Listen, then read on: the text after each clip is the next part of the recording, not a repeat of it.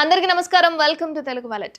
T20 ప్రపంచ cup ను team India సొంతం చేసుకోవడంలో జస్ప్రీత్ బుమ్రాదైతే కీలక పాత్ర. పదునైన బౌలింగ్ తో ప్రత్యర్థులను వణికించిన అతడు అత్యుత్తమ ఎకానమీతో బంతులేశాడు. అయితే క్లిష్టమైన పరిస్థితుల్లో వికెట్లు తీసి జట్టును గెలిపించిన సందర్భాలు ఎన్నో కూడా ఉన్నాయి. అయితే అందుకే అతడిని జాతి సంపదగా గుర్తించాలని స్టార్ బ్యాటర్ విరాట్ కోహ్లీ అన్నారు. పొట్టి కప్ ను నెగ్గిన తరువాత స్వదేశానికి చేరుకున్న టీమిండియా ఆటగాళ్లకు అభిమానులు బ్రహ్మరథం పట్టారు.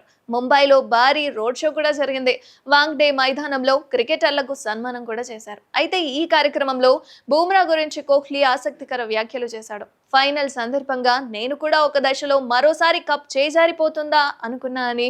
అయితే చివరి 5 ఓవర్లలో ఏం జరిగిందో మీ అందరికీ తెలుసు. జస్ప్రీత్ బుమ్రా చేసిన ఆ 2 ఓవర్లు అద్భుతం, ఎంతో ప్రత్యేకం. ప్రతిసారి మ్యాచ్ లో మనల్ని విజయం వైపు నడిపించిన బుమ్రాపై వెల్లువెత్తిన ప్రశంసలు ఆనందం కలిగించాయని అన్నారు. అయితే ఎంతకాలం భారత జట్టు తరపున ఆడాలని అతడు అనుకుంటాడో అప్పటి వరకు ప్రాతినిధ్యం వహించాలని అన్నారు.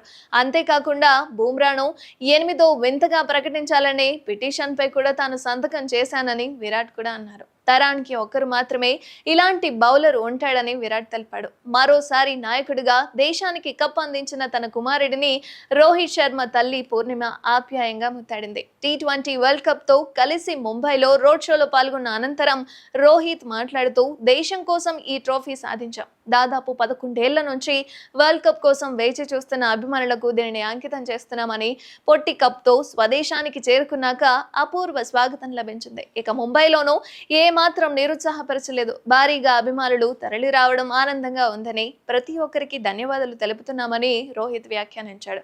ఇలాంటి మరెన్నో స్పోర్ట్స్ అప్డేట్ కోసం మా ఛానల్ ను సబ్స్క్రైబ్ చేసుకొని వీడియోకి ఒక లైక్ చేయండి. మరిన్ని అప్డేట్స్ కోసం చూస్తూనే ఉండండి తెలుగు వాలెట్.